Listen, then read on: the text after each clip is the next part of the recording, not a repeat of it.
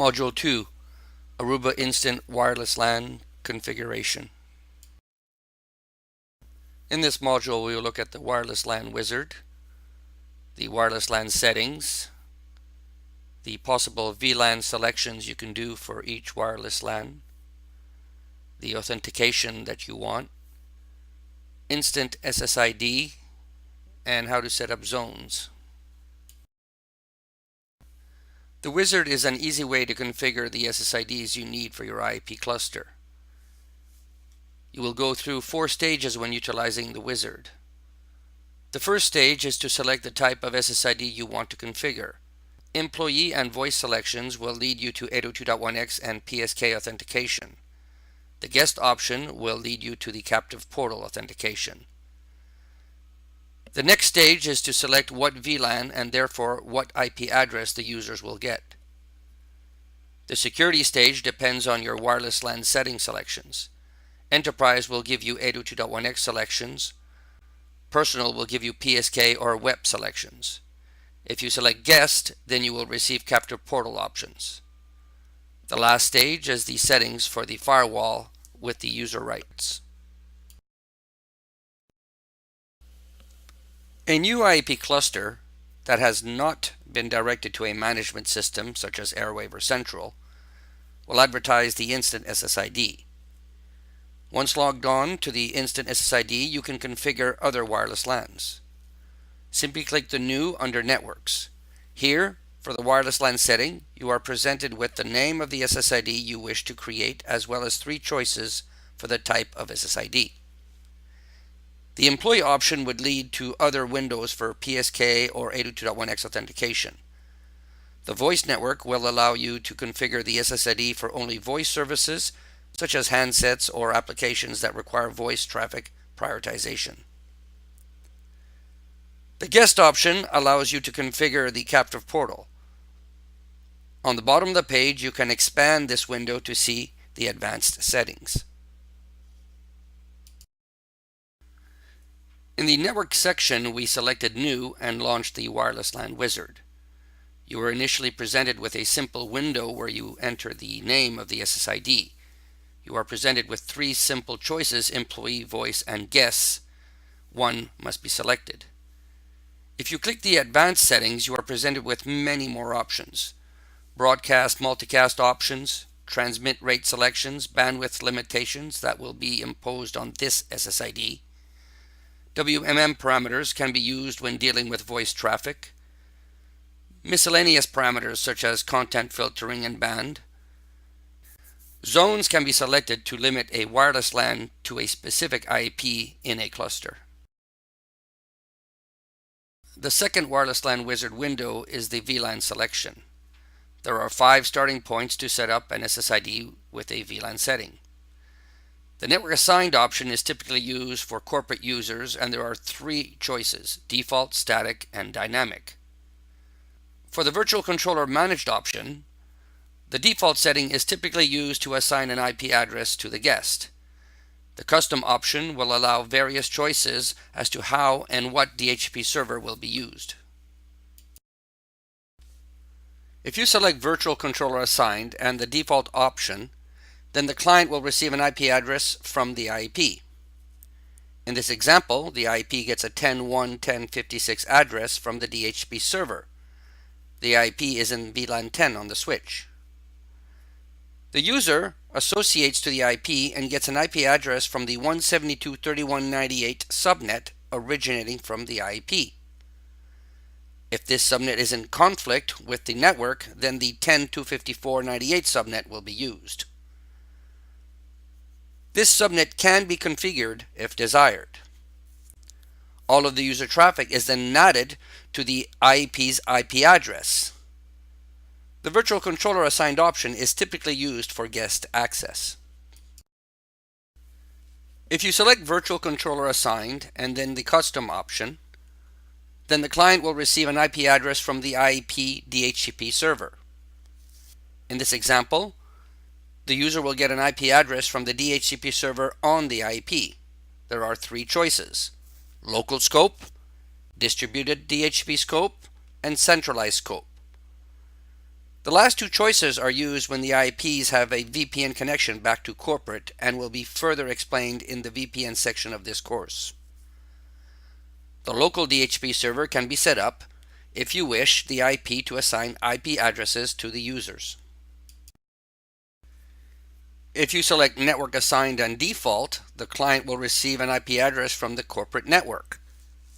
In this example, the IP gets a 10.1.10.59 address from the corporate DHCP server. The user associates to the IP and gets a 10.1.10.57 address, which is the same subnet as the IP. If you select Network Assigned and Static, you can statically set which VLAN the users will fall into based on the SSID. The IP is in its own subnet. The administrator configures the SSID with a specific VLAN. In this example, the IP is in VLAN 10. The user associating to the teacher SSID have been configured to fall into VLAN 5. And the users associating to the student SSID have been configured to fall into a VLAN pool of 16, 17, or 18. In this case, the clients are randomly assigned a VLAN from the configured pool. For this to work, you must configure the IP switch with a trunk protocol 802.1q and set up the same VLANs. If you select Network Assigned and Dynamic, the VLAN is derived. The IP is in its own subnet. The administrator will set up the VLAN derivation rule on the IP. In this example, a user associates to the school SSID will fall in a VLAN based on the rules configured on the IP and what is returned from the server after authentication. A default VLAN may be set if no value is returned from the server. For this to work, you must also configure the IP switch with a trunk protocol and set up the same VLANs as the ones that will be derived. After you select the dynamic option, you can assign the VLAN by creating VLAN assignment rules. First, click New to create a VLAN rule. In the new VLAN assignment rule window, you can choose the options that have been coordinated between the IP and the Radius server. If using the ClearPass with Aruba VSAs, then there is no need to create any rules. IPs will immediately understand Aruba VSAs. You can leave the SSID totally open, or you can add MAC authentication. If you choose MAC authentication, then more options will be displayed. You also have the option of implementing the standards for fast roaming. The 802.11k protocol provides mechanisms for APs and clients to dynamically measure the available radio resources. APs and clients can share radio and link measurement information. The 802.11v standards provides wireless network management enhancements. The IPs support the generations of the BSS Transition Management Request Frames 802.11k. When a suitable AP is identified for the client through client match, an 802.11k message can be sent, if supported. If you choose the personal security level, then you can select the key management system and enter the proper key. MAC authentication can be added for extra security if needed. For personal security level, you can use the WPA2 personal passphrase for encryption. You can also select WPA personal or static WEP as needed. When using MAC authentication, please make sure the format of the MAC address matches the delimiter characters settings. For example, since it is blank by default, the MAC address in the authentication database should be no delimiters. Example, 340286one F A04A. No delimiters. You can use an external server, but you can also use the internal server for MAC authentication. With the enterprise security level, you have the full suite of 802.1x authentication with WPA, WPA2, or both. Dynamic WEP with 802.1x is also a choice, but not recommended.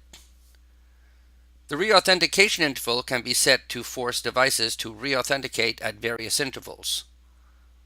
On top of 802.1x, you can perform MAC authentication before or after 802.1x.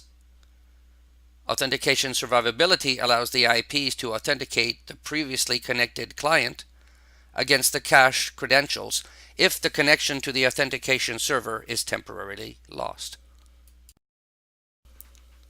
The last window in the wireless LAN wizard is the access window, the firewall. This is where you will determine the access level for the users. You have three choices: unrestricted, therefore no restrictions, and a totally open SSID. This is the same as an any permit rule. Network-based. This would include rules for all the devices associated to this SSID. Role-based. These are configured roles with rules that can be assigned by devices on this SSID. This would typically require the use of an external server.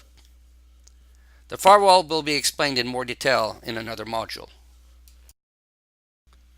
Once the first wireless LAN is created, the open instant wireless LAN is automatically deleted by the system.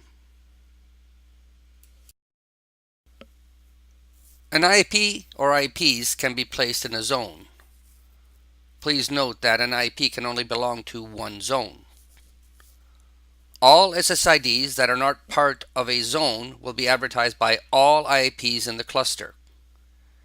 Any SSID configured as belonging to a zone will only be advertised by the IPs belonging to that zone. If the SSID is configured in a zone but no IPs are part of that zone, then the SSID is not broadcasted. You can decide which IPs you wish to add to a specific zone. You can select the edit option next to each IP and place them in a zone.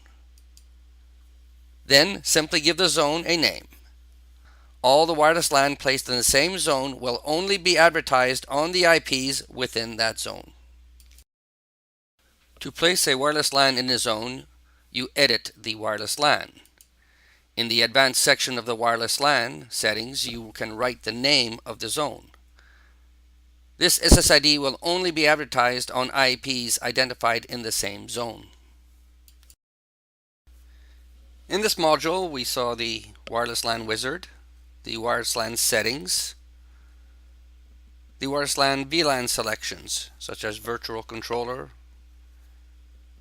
the wireless LAN authentication, guest, 802.1x. We saw what happens to the instant SSID once a wireless LAN is created. And we also saw that zones can be created where IPs placed in zones will only advertise the SSID that are in the same zone.